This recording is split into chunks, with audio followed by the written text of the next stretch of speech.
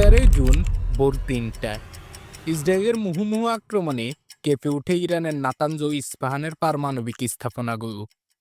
যে হামলার আগেই ইসরায়েল ইরানের বেশিরভাগ এয়ার ডিফেন্স, মোসাদ ও গোয়েন্দাদের মাধ্যমে ইরানের ভেতর ড্রোন ও মিসাইল স্মাগলিং করে অকেজ করে দেয়, যার কারণে ইসরায়েলের আক্রমণ ইরান তাৎক্ষণিকভাবে ঠেকাতে ব্যর্থ হয়। গত বেশ কিছুদিন আগে থেকেই ট্রাম্প আর নেতানিয়াহু ইরানকে হুমকি দিয়ে আসছে যে ইরান যদি তাদের পরমাণু প্রকল্প সম্পূর্ণরূপে নিষ্ক্রিয় না করে তাহলে ইসরায়েল ইরানে হামলা করবে।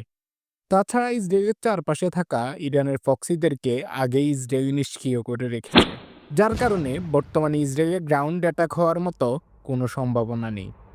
সেই সাহস থেকেই গত 13 জুন ইসরায়েল একসাথে 200-এর অধিক বিমান নিয়ে একযোগে ইরানে হামলা করে।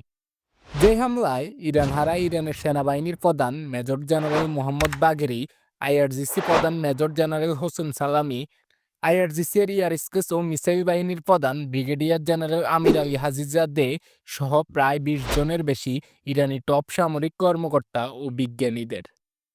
মূলত প্রত্যেককে নিখুঁত গোয়েন্দা তথ্যের ভিত্তিতে ইসরায়েল হত্যা করে। যে হামলার তাৎক্ষণিক জবাব হিসেবে ইরান 200-এর বেশি ড্রোন দিয়ে হামলা করে ইসরায়েলকে সাময়িক ব্যস্ত রাখে। কিন্তু প্রশ্ন হচ্ছে, ইরান আর কত এইভাবে সহ্য করবে? এক পরমাণু প্রকল্পের জন্য ইরান দফায় দফায় হারিয়েছে প্রধানমন্ত্রী, বিজ্ঞানী সহ টপ জেনারেলদের। কবেই বা ইসরায়েলকে মুখ্যম জবাব দিবে ইরান? ইরান চাইলে যে ইসরায়েলে হামলা করে ইসরায়েলকে তছনছ করে দেওয়ার ক্ষমতা রাখে, তার কিছুটা চিত্র ইসরায়েলে ইরানের ব্যালিস্টিক ক্ষেপণাস্ত্র হামলার পর দেখা গেছে। তবে সমস্যা হচ্ছে ইসরায়েলের উপর হাত রাখা পশ্চিমা রাষ্ট্রগুলো, যারা ইসরায়েলকে নিরাপদ রাখতে নিজেদের সর্বাধুনিক যুদ্ধাস্ত্রগুলো সরবরাহ করে যাচ্ছে। তাছাড়া ইরানের পাশে থাকা উপসাগরীয় দেশগুলোতে জালের মতো বিছানো আছে মার্কিন সামরিক ঘাঁটি।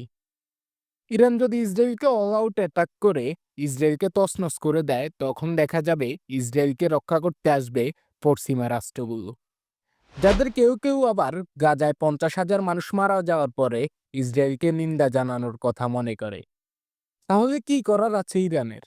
ইরান চাইলে তাদের নৌবাহিনী দিয়ে পারস্য উপসাগরের জাহাজ চলাচল সম্পূর্ণ বন্ধ করে দিতে পারে। আর পারস্য উপসাগর বন্ধ হলে বিশ্বে তেল ও গ্যাসের দাম হু হু করে বৃদ্ধি পাবে, যার ফলে ইউরোপীয়দের সুরও নরম হয়ে আসবে।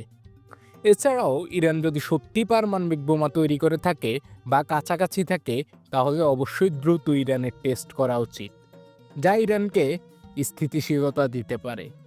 তবে এত কিছুর পরও ইরান ঐক্যবদ্ধ আছে ইরানের সর্বোচ্চ ধর্মীয় নেতা আয়াতুল্লাহ খামেনির জন্য, যদিও ইসরায়েল একাধিকবার তাকেও হত্যা করার চেষ্টা করে আসছে। আর ইসরায়েল যদি মনে করে ইরানের টপ লিডারদের দুনিয়া থেকে বিদায় করে বা ইরানকে নিষ্ক্রিয় করলে ইসরায়েল অক্ষত থাকবে, তাহলে এটা হচ্ছে ইসরায়েলের সবচেয়ে বড় ভুল।